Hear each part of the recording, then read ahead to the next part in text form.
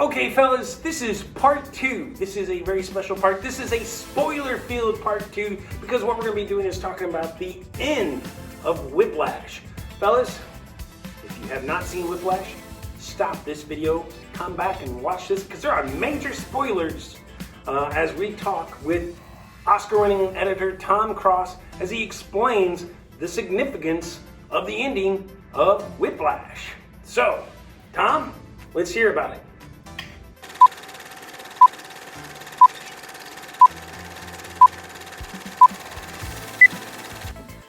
All right, guys, bonus section here and spoiler alerts. So this is going to be the ending of Whiplash. So if you have not seen Whiplash yet, stop what you're doing. Just stop right here and go watch the amazing film that it is, and then come back and finish it. All right, so that's your spoiler alert warning. Okay, Tom, a lot of my guys, when I've shown this film in the past, they absolutely will love the movie. It's not on their top 20 list at the beginning of a semester, at the end of a semester. It's a film that I've seen added in, but there's a lot of questions, a lot of puzzled looks at the end of the film. Now, I think it is a brilliant, and from my understanding of it, I think it's brilliant. I think it's a wonderful way to end the story. But to help clarify what you and Damien were trying to explain, why was there no like high five in the backstage afterwards kind of thing like that? Why does the film end the way it does, and what is the meaning behind it? Well, first of all, thank you for bringing up Whiplash, and I appreciate that it had an effect on you and that it stuck with you enough to want to ask about it. You know, I think a big thing about the ending is that we wanted there to be a little bit of ambiguity, not to the extent where someone goes off and is confused, but we didn't want to tie everything up in a completely neat bow. Okay. Because our feeling is it's better to create drama and suspense and tell a story where people will talk about it as they're walking to their cars or going to the subway or whatever they're doing when they're leaving the theater. That's something that you welcome as a filmmaker, as opposed to something that is so neat and tidy that it's disposable, that there's nothing to think about afterwards, you know? So in that way, the ending does bring up some questions. And the reason it ends where it does end is that the goal of the end scene is really to bring together these two characters, bring together, you know, and finish their character arcs. And in the case of the young guy, in the case of Andrew, played by Miles Teller, you know, he is someone who is an aspiring jazz drummer, and he wants to be one of the greats. You know, he wants to become the next Buddy Rich. You know, he wants to like become so good at what he does that what he does becomes immortal, you know, for better or worse. That's what he wants. I want to be great. Above all else, he wants that more than he wants a girlfriend. He wants that more than he wants the respect and love of his father. He wants that to the detriment probably of his own health, but that's what he wants. It's a dysfunctional relationship that these two have. Yes, very much so. Very much so. It's a love story too, in a way. In a way, yes. No, for sure. It's a love story between the characters, right. A weird dysfunctional one, but for sure. But it's also a love story between what they're obsessed with. In this case, you know, jazz, the music, the drumming. And so what we hear in the movie with the character Fletcher, played by J.K. Simmons, we hear him talk about what he wants out of life. You know, it's not that he wants to be one of the greats. he wants to help someone become a great. He wants to find a Charlie Parker. You know, that's what he wants in life. And we discover through the story that he thinks that Andrew, we don't know, this doesn't necessarily become clear until the end, but he thinks Andrew could be that person. Right. And so they kind of use each other to get what they want. And, you know, but here's the key, is that it's bittersweet. And by the end of the movie, you know, they've both achieved their dreams. They've both achieved what they want, where they, you know, wanted to go, what they wanted to get. They both grabbed their own brass rings, you know, but what we wanted to have people think about is, we wanted them to get the exhilaration of and the transcendence of getting to that place, but we also wanted to have people think about, what does it take to get to that place? Okay. You know, what did they give up? What did they go through to get to that place? And then this is what you as an audience member can think about as you leave the theater. Was it worth it? We didn't want to answer, was it worth it? That's for everyone else to decide, you know, and different people may decide in different ways. But when we see the two of them finally coming together and working together, because remember, at the beginning of the last scene, they're still at opposing sides. Right. You know, Andrew hijacks the band, you know, and Fletcher is angry that it's being taken from him, and that Andrew's taking control of the band. But they slowly come together because of the music. And by the end, they're working completely synchronized in concert with one another, up until the last cue, where Fletcher cues him.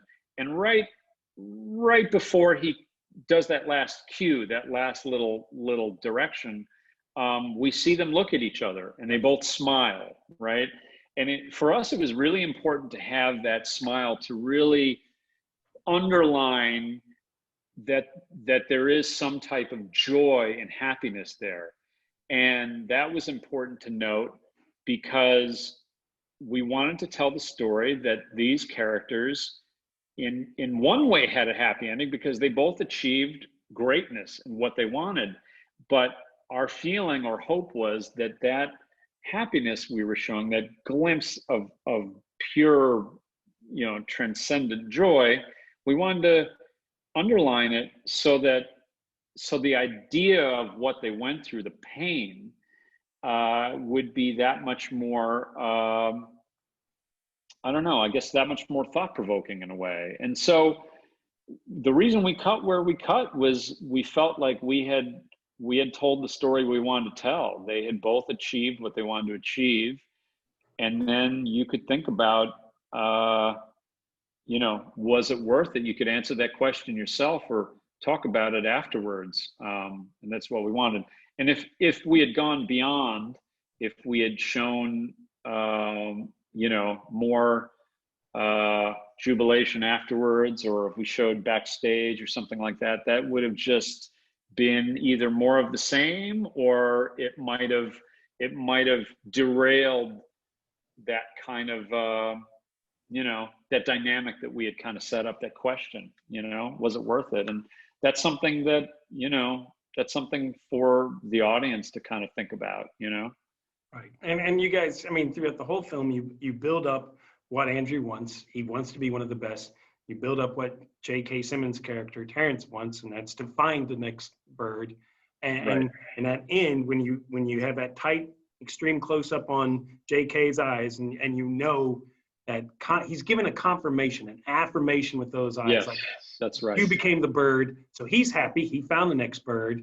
And then we see Andrew, played by Miles Teller, give that smile, but also at the same time that he has like a little sigh of relief too in that smile, like yeah, I did it. And thank you for recognizing this. I mean, to me, that's what makes it. You don't need the hug in the background or anything afterwards, because that's all we needed. We just needed to know that he was going to become the best. He wanted to find the best, and they did it.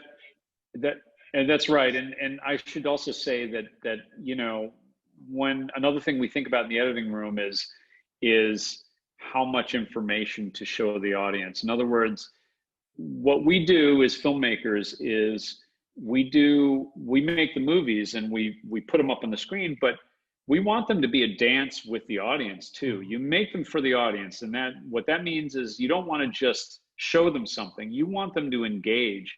And so if you can show something or not show something, and you make the audience come to a conclusion or think about it, that often is what you want. So I'll give you an example. When there's a moment before Andrew walks back out on stage, and Andrew is dejected. It's after the first song. He's dejected and he's failed, and he walks backstage, and his father, played by Paul Reiser, runs back to get him. Right. And he hugs him and he says, "Let's go," and then Andrew turns around and walks back on stage. Well, his father used to say different things to him, which were supposed to cue Andrew for walking back out on stage. And, one of the things he was going to say was he was going to tell him, "You did a good job," which would be triggering to Andrew because J.K. Simmons, in an earlier scene, made fun of people who say "good job." Right.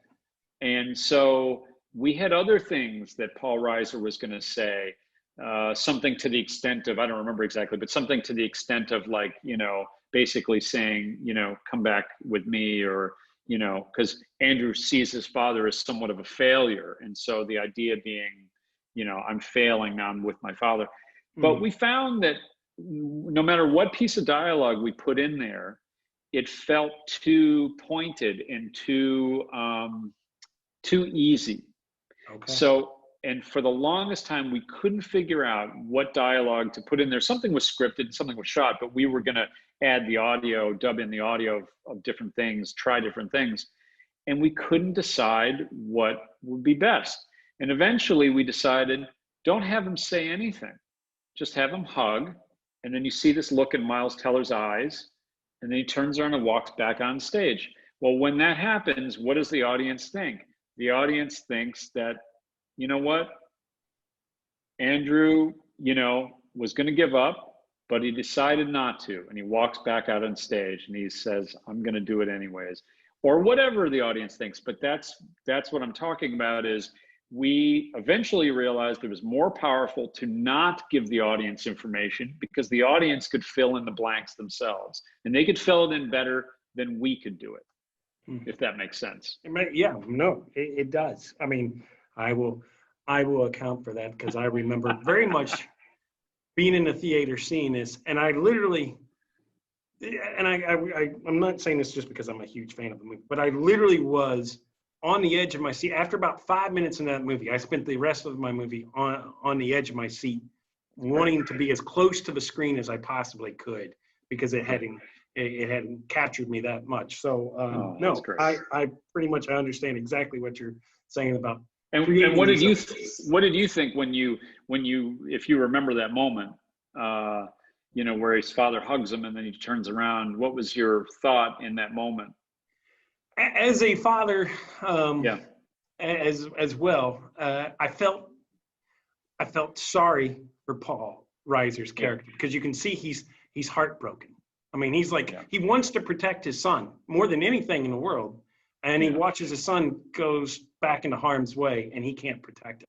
So I felt sorry for his character there, but I was very excited for Andrew's character, because he showed he's taking control, because like earlier in the whole film was about Fletcher holding control, and now he's like, no, I'm taking control. So it's why, I mean, I had sympathy for his dad, and then you have this great little cut in the middle of Andrew's drum scene where you go to him, and he looks like he's in awe himself as his dad, like he'd never seen something like that. Yeah, that's right.